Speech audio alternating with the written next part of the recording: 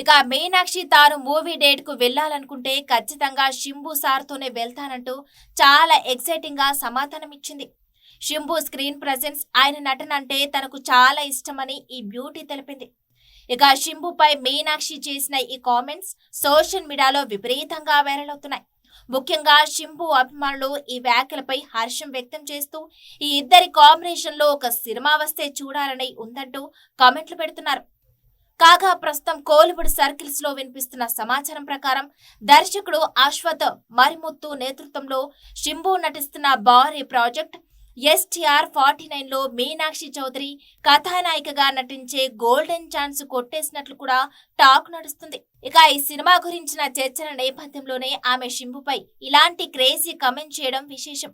వరుస సక్సెస్ లతో జోరు మీదున్న మీనాక్షి ఒక పక్క తెలుగులో నాగ చైతన్యతో వృషకర్మ వంటి చిత్రాల్లో నటిస్తూనే మరోపక్క తమిళంలోనూ క్రేజీ ఆఫర్లను సొంతం చేసుకుంటూ బిజీగా గడుపుతుంది.